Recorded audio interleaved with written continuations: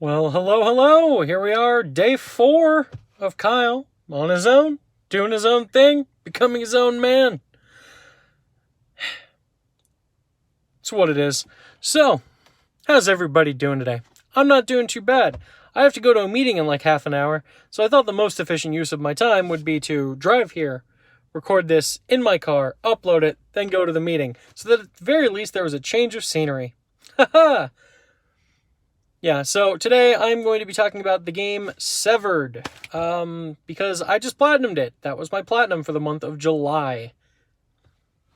I had the game for a while, just never gotten around to playing it. Kind of felt like playing something a little different. Pulled out my Vita, busted through it in the course of 2 days over like 6 hours, I think. So Severed was a game, I think it was like 2016, like 3 years ago, made by Drinkbox Studios. The people who made Guacamelee, like that's what they're most famous for. I think there was another series that they were like something about a blob. I don't know. But they made the Guacamelee games. They also made this as a fun little experiment for the Vita. I think it's now also available on like phones. It's mostly like touchpad controlled, so that makes sense. It's a great, spoiler alert, it's a great game. It's not very long. Like I said, I platinumed the game in like 6 hours, but it was pretty straightforward platinum in general. Basically just doing everything in the game, and there isn't a ton, is super easy. And once you do that, platinum unlocked. So the game itself it's basically like a first-person dungeon crawler. You play as this girl, Sasha, who, I'm not going to lie, I didn't pay that much attention to the story of this game. That wasn't what I was playing, but like I think she's in like an underworld or something, and she's trying to her family are dead, and she's trying to find their remains to bring them back or something. But yeah, so she has to find like her brother and her dad and her mom.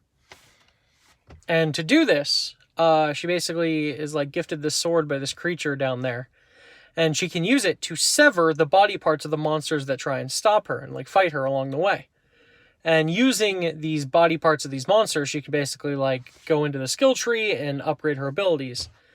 And as you go along, you hunt stronger and stronger monsters. You go to these areas, you fight these bosses. And the bosses, usually you sever a part of them that gives you a new ability, or you obtain an item that allows you to do something new. You can freeze enemies in place for a while, or you can devour these buffs that they have that make you stronger. It's honestly, it's a really cool little game. All of the, you explore and move around using the sticks or the buttons or whatever, but all of the combat is done with swipes, because you're just swiping your sword, and so you have to hit enemies in very particular spots. And it's about balancing, because an enemy will take up the full screen, but they can have they can be all around you, and you can fight groups of them. So you have to be using the sticks. I don't know how it works on the phone. I just played on the Vita.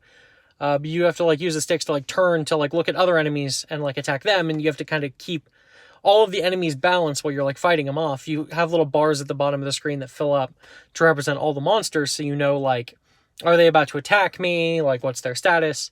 And it's basically a lot of the challenge of the game is balancing all these enemies and trying to take them out one by one, but also trying to build up your focus bar enough so that when you kill them, you can go into the little mini game to try and sever them. You only have so long to do this, and you want to cut off as many of the body parts as possible so you have more body parts to fully upgrade yourself. By the time I beat the game, I had more than enough body parts to do all that. You also get these little bits that you can turn into any body part if you're missing specific kinds, because there's 7 main types of body parts that you can sever. There are arms, there are eyes, there are wings, that sort of stuff, and you need specific ones and specific amounts of those to get each upgrade. But again, you gain a bunch of these miscellaneous ones as long as you're exploring and destroying all the pots or whatever around the world that give you everything you need to fully upgrade. I feel like somebody's gonna walk by here and look at me like I'm a crazy person for talking to myself and my phone here. The fact remains, I really, really, really enjoyed this game. It's not impossibly hard. I don't think there's any difficulty settings. I don't remember.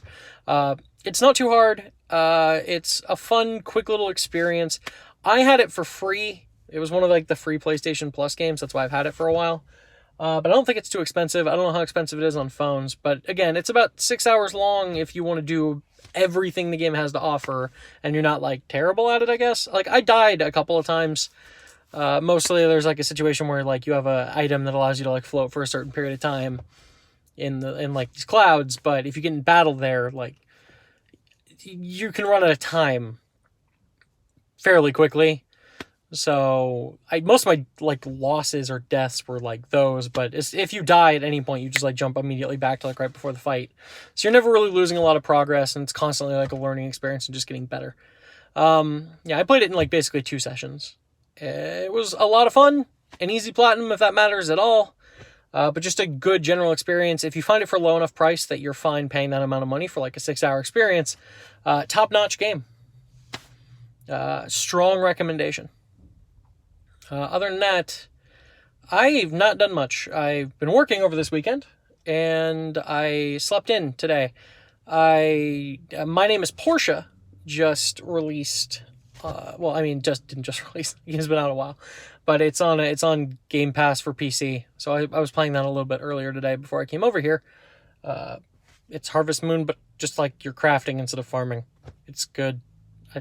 It's just a comfort food game. I don't know if Cheyenne or Chase are back yet. I basically haven't stayed in contact with them, almost on purpose, because I find the gag of me having no idea what's going on with them even better than usual. I'm sure at some point we'll be recording the next episode of the podcast this next weekend, hopefully.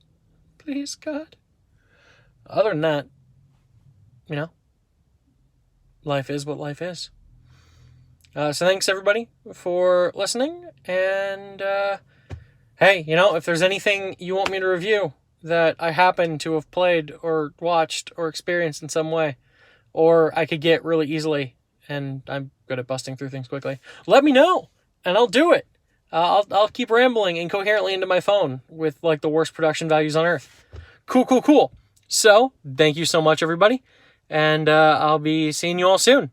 Or I guess you'll be seeing me, and I will receive basically no feedback from you whatsoever. It's great. All right, talk to you later. Bye.